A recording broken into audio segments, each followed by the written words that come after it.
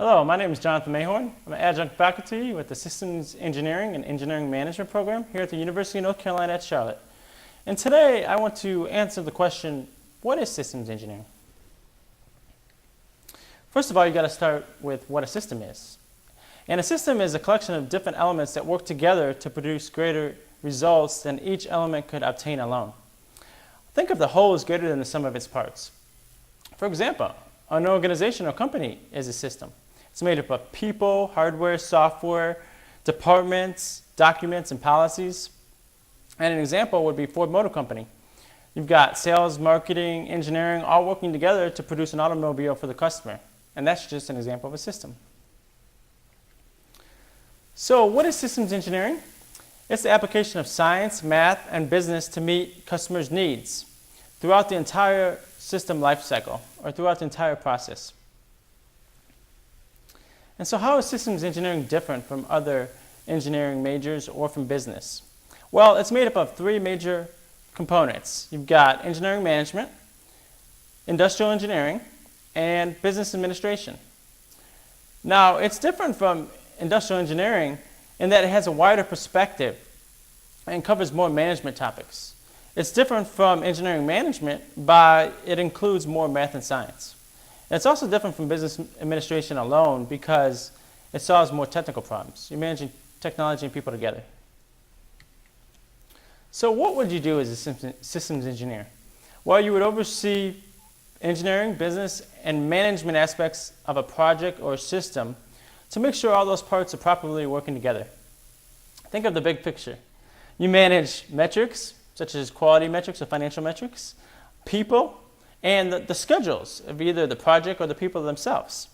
You also solve a lot of complex problems that affect customers, suppliers, and you have to present to upper leadership as well. You have to be able to sell your ideas and your solutions within the process or project.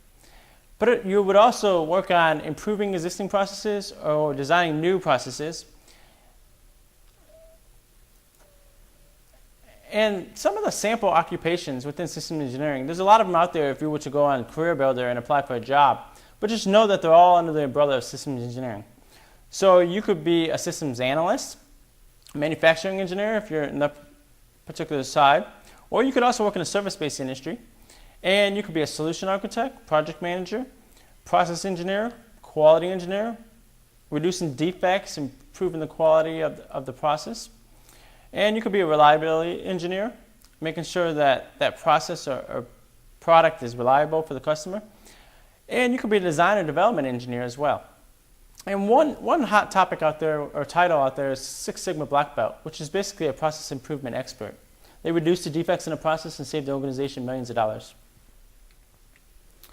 So why would companies hire systems engineers?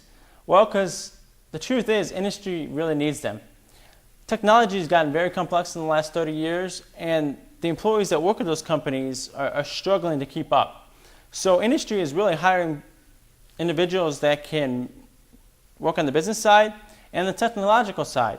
Can they manage people and technology together? So there's also more challenging customer requirements. Just think your customer, it requires your products to be very intuitive and up to date nowadays, like iPads and iPhones. So the industry has to keep up with these challenges and they need the right people on board. There's also increased process and product complexity. Things are a lot more complex than they were 20, 30 years ago. And like I said, they need to manage that rapid changing technology along with the people. And the world is going global. A lot of competition out there, and they need the right people to be able to handle global teams and global technology. So as you can see, systems engineering is needed in all types of industry. Just think of Charlotte, for example. There's a lot of manufacturing, telecommunications, banking, transportation, healthcare is improving every year. They need more and more people in that industry.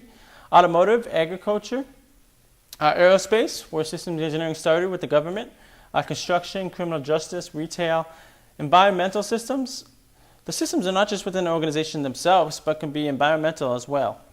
And urban planning and homeland security is a big one in the last 10 years or so. So you can see just about every industry needs systems engineering. So what's your advantages of becoming a systems engineer?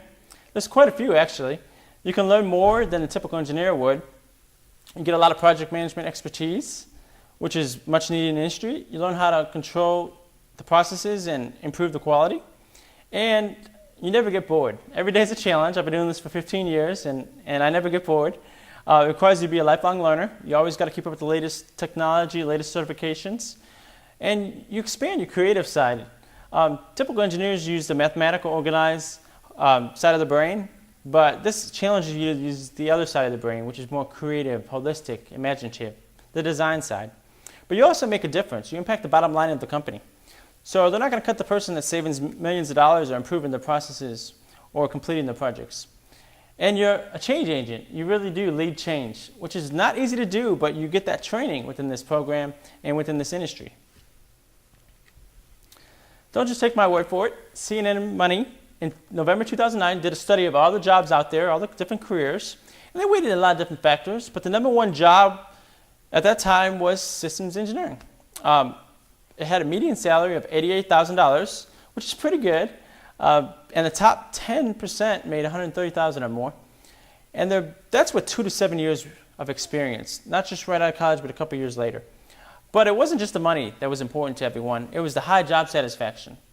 They love what they do. They're making an impact on the bottom line. Low stress levels, because you are making that impact, and people leave you alone if you're doing a good job. And you have good job security. They're not going to cut you, like I said, if you're saving organization money.